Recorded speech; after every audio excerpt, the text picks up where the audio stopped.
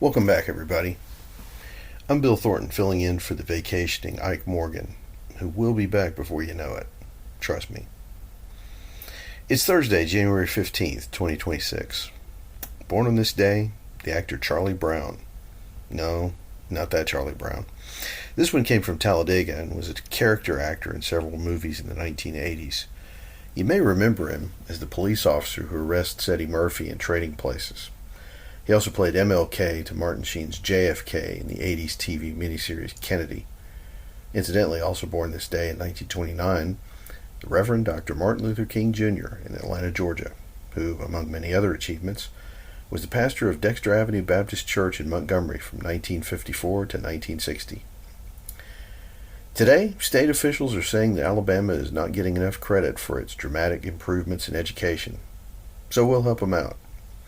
A Jackson County man is telling his story of being attacked by a deer, and we'll give you the circuitous journey of a former Auburn University quarterback, which illustrates the perils of college football in 2026.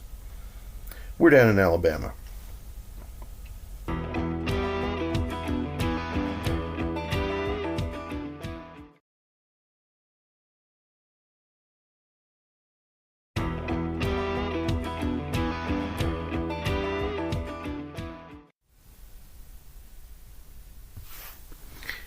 Fresh off her final performance of the State of the State address, Governor Kay Ivey and members of her administration are trumpeting success that they say the state isn't getting proper recognition for in improving math scores that were once worst in the nation. AL.com's John Sharp recounted how State Finance Director Bill Poole Wednesday credited more investment in early childhood education during Ivey's administration for catapulting Alabama from 52nd to 32nd in math and from 49th to 34th in reading. Pre-K spending was also lauded for giving the state a first-in-the-nation ranking in math recovery scores. Last year, Alabama students also showed significant jumps in English, math, and science, judging by test scores. Now, it should be noted that the state is getting more attention for its progress nationally, and Republican gubernatorial candidate Tommy Tuberville says he would make improving reading scores a priority if elected. More spending can contribute to student achievement? Who knew? Meanwhile, up in North Alabama, a Skyline man is still recovering after he said an 8-point buck with orange bows on its antlers attacked him while he was out cutting trees. AL.com's Heather Gann reports that the man snapped a picture of the deer as he was out dragging limbs to a brush pile. He then charged my left leg with his antlers, Jonathan Counts said. The deer continued to charge him as Counts held on to his antlers hoping someone would come to help. No one did. He said he was finally able to wrestle the deer into a chokehold until it stopped struggling. Counts said he sustained several injuries, including a 6-centimeter puncture on his buttocks. Ouch. Heath Walls, Assistant Chief of Law Enforcement at the Alabama Department of Conservation and Natural Resources, Wildlife and Freshwater Fisheries Division, said the deer probably had some comfort level around humans, given the ribbons in his antlers. It is currently mating season for deer, but usually that makes them timid around human beings. If someone does find themselves in a similar situation, though we're wondering how that would be possible, Walls said they should create distance and put a barrier between them and the deer. It's transfer portal season in college football, when a young man's fancy turns to getting paid. And while there are a lot of cautionary tales these days about players hitting the road and seeking their fortunes, few compare to the odyssey of former Auburn quarterback T.J. Finley, as recounted by AL.com's Craig Stevenson. Few remember the name, but you're not sure why. Finley was Auburn's quarterback in 2021 when Bo Nix went down with a season-ending injury.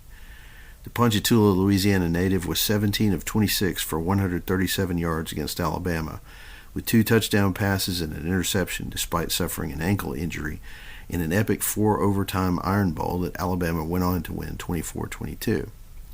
Now, see if you can follow this. Finley signed with LSU in 2020 and played in 5 games for the Bayou Bengals before transferring to Auburn. After 2 seasons on the Plains, he then transferred to Texas State, where he threw for 3,439 yards and 24 touchdowns. But when Texas State signed another quarterback, he called an audible and left for Western Kentucky, where he faced Alabama again. After an ankle injury, he left for home in Louisiana for Tulane, but never played it down for the Green Wave after being involved in an incident involving a vehicle that he said he bought online, but which turned out to be stolen. Last year, he played for Georgia State, lost out on the quarterback spot, and this week took his talents to his 7th school, Incarnate Word, an FCS program and the largest Catholic university in Texas. Why there? Because the Cardinals are looking for a quarterback after last year's starter left. You know, for the transfer portal. Thank you all for listening to us. I promise Ike will be back soon, so feel free to check in tomorrow morning. Until then, you can check out these stories and many more at al.com.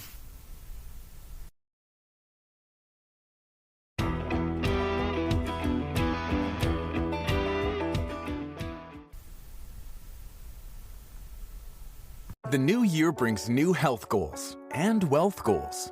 Protecting your identity is an important step. Your info is in endless places that could expose you to identity theft, leading to lost funds. LifeLock monitors millions of data points per second. If your identity is stolen, our restoration specialists will fix it, guaranteed, or your money back. Resolve to make identity health and wealth part of your New Year's goals with LifeLock. Save up to 40% your first year. Visit LifeLock.com/podcast. Terms apply.